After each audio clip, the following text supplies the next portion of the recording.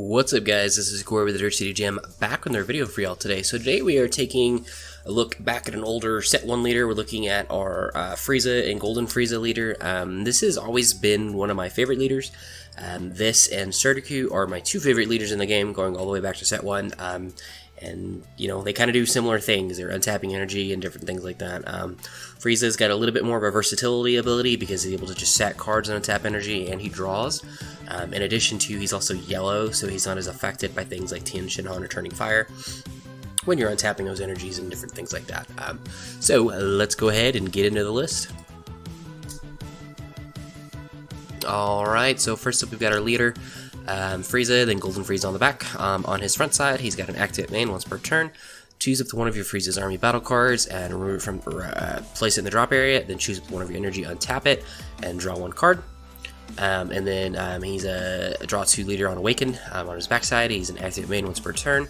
Place one of your Frieza's army battle cards in your drop area. Choose up to 2 of your energy and switch them to active mode. Then draw one card. And then auto whenever this card attacks, draw a card. So he's got a lot of versatility in that you're just sacking battle cards, untapping energy, drawing cards. You're drawing several cards with this leader.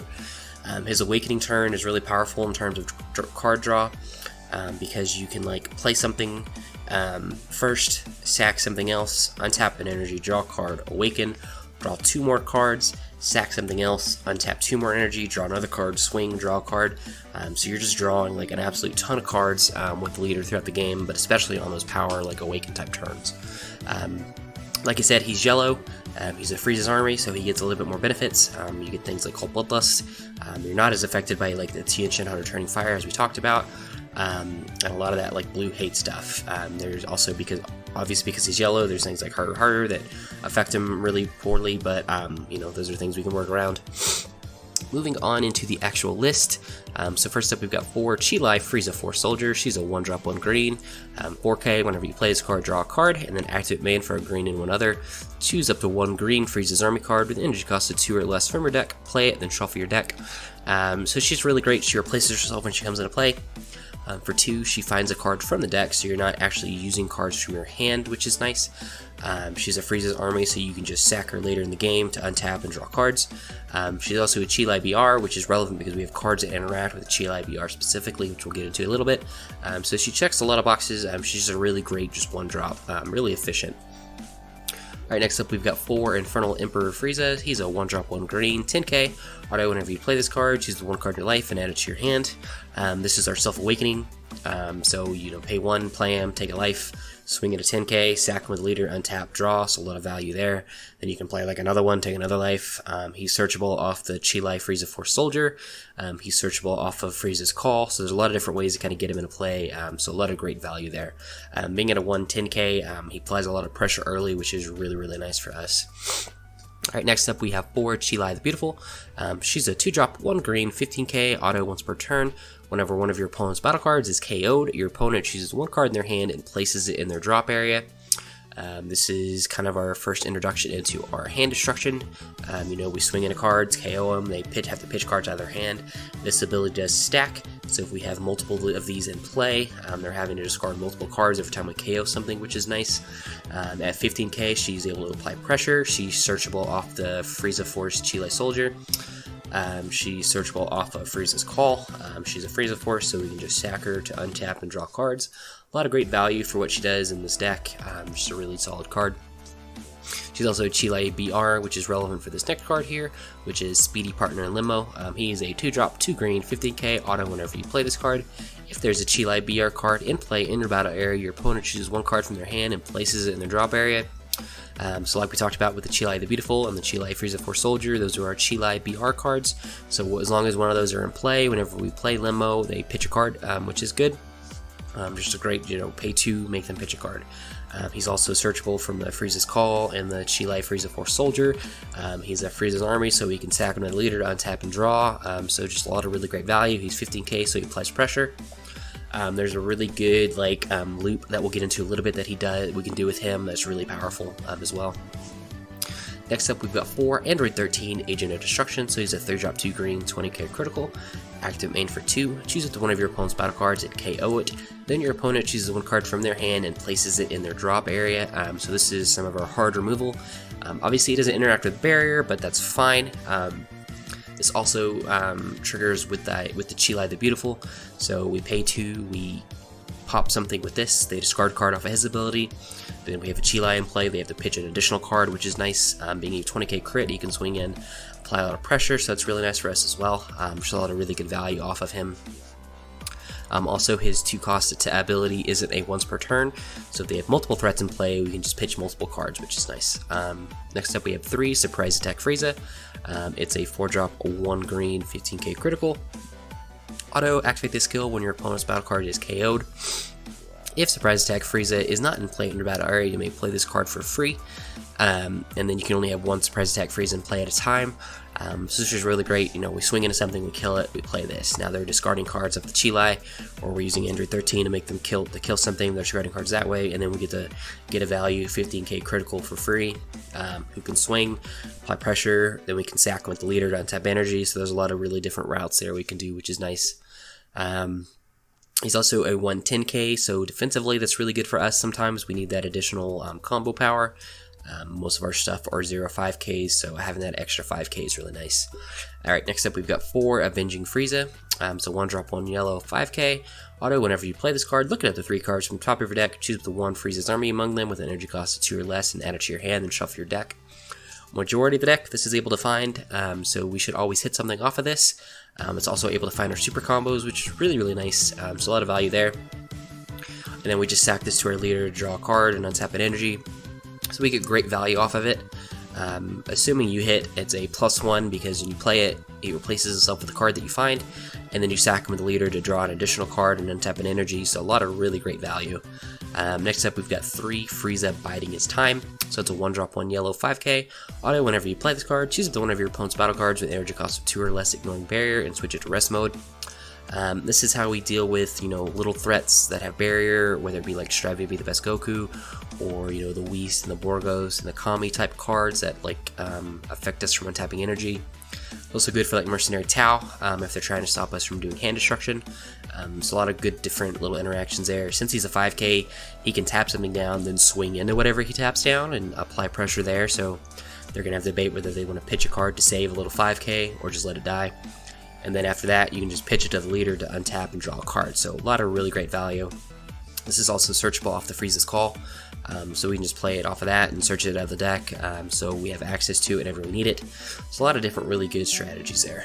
Next up, we've got 2 Muta Ito Skill of the Sage. So these are 1-drop 1 yellow counterplay. Play this card. Auto, whenever you play this card, if it's your opponent's turn, you may place this card in its owner's drop area. If you do, choose one of your opponent's battle cards with an energy cost greater than their energy ignoring barrier. Switch it to rest mode, and that battle card can't be switched to active mode until the start of your next turn. So this is just a great deal with threat type card, especially if they have deflect. If they play a big bomb we want to deal with, you go cool, Muta Ito, tap it down. Now I don't have to deal with it until your following turn, and hopefully I can either kill it or just kill you before we have to worry about it. So a lot of really good value there. We're only running 2 of because I don't think we necessarily need access to a ton of this.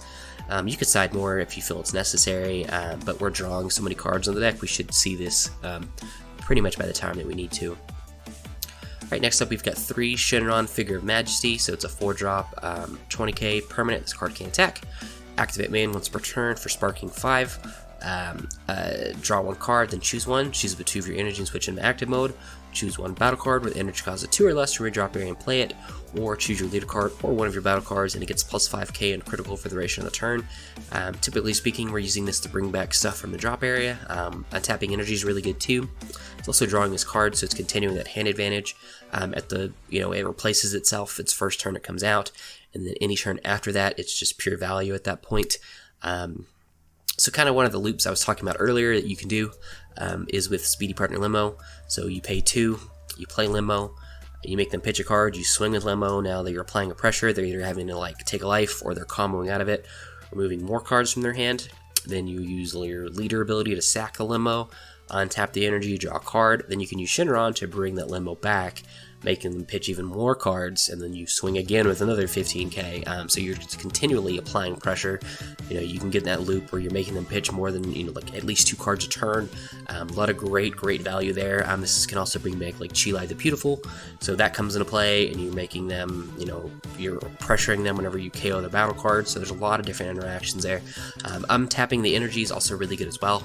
So you can play like a big thing like an Android 13, and then untap 2 energy, and then use the Android 13 ability right away. So there's a lot of really cool interaction there. Really solid card for the deck. We should get to sparking relatively quickly because we're sacking cards pretty much every single turn. That'll add up. And then finally, for our super combo, we're running Dodoria, the Emperor's Attendant. So this is a 0/0 cost combo. It's one of the older super combos, so it only gains a plus 10k when we're at 4 life or less, but it is a Frieza's army that costs 2 or less, so it's searchable off the Avenging Frieza. It's also, in like certain situations, you can go Shenron Figure of Majesty and just bring the Dodoria into play. So there's a lot of interactions there, and that's really kind of why we're going with this, as opposed to one of the more modern super combos. Moving on into our extra cards, we've got one called Bloodlust. We are Frieza's army leader, so we get access to this. It's a 1-drop, 1 yellow counterplay. If your leader card is a Frieza's army, the battle card is played, has its skill negated for the duration of the turn. Again, this deals with threats that we don't want to deal with, as long as it doesn't have deflect. So just a really great one-of if you have access to it, and we do obviously, so we want to run that. Next up, we've got 2 Death Ball. So 1-drop, 1 yellow, activate battle. If your leader card is a Frieza card, it gets plus 15,000 power for the duration of the battle. If it's your turn, choose one of your opponent's battle cards in rest mode and KO it. So this is really great defensively if we need to. We just become a 30k leader on our weakened side. It's great offensively. We become a 30k leader attacking. Plus you can KO something, which then triggers like your Chilai the Beautifuls and make them pitch cards. So you can get rid of threats. It's really cool strategies to go like Mutaito, tap something down, then your turn swing into something, Death Ball, kill it, and then now you don't have to deal with it anymore. So a lot of really good interaction there. We're only running 2 of because it is an extra card, so we don't want to see like a ton of access to it. But there are situations where it's just really powerful for us. Next up, we've got 4 Frieza's Calls. We've alluded to this card several times throughout the deck profile, but it's a 1-drop, 1 yellow. Activate main, choose 1 Frieza's army card with energy cost of 2 or less from your deck, and play it in rest mode, then shuffle your deck. Again, this finds several cards in the deck for us. One of the better strategies with this is, turn 1, charge a yellow, go Frieza's Call, and then you can go get like Infernal Emperor Frieza to take a life, and then you sack it, untap, draw, so you get a lot of value there. You can go get the Speedy Partner Limo, so you're effectively paying 1 to make them pitch a card, which is really cool, and then you just sack it, untap, draw a card. You can see the strategy there. Another one that I typically find myself doing a lot with this is paying 1 to go get Frieza Biding His Time. So you're just paying 1 to tap something down effectively, and since Frieza's only a 5k, you're not necessarily worried about attacking with it, so you can just pitch it, untap and draw, and then swing into whatever you tap or something else. So a really good strategy there. A really solid card for the deck. It's able to fix a lot of your problems early or even late, just get really good value. And then finally, we're running 4 Time Magic, just our negate, 1-drop, yellow negate, counterattack. If the card is yellow, negate the attack, then choose with one of your opponent's battle cards in rest mode, ignoring barrier. It can't be switched to act mode until the start of your next turn. So this is dealing with things like with dual attack or whatever it is. And then it's also a sparking negate, which, like I said, we will get to sparking pretty quick. Getting 5 cards a drop is relatively easy with this deck because we're sacking so many things so often.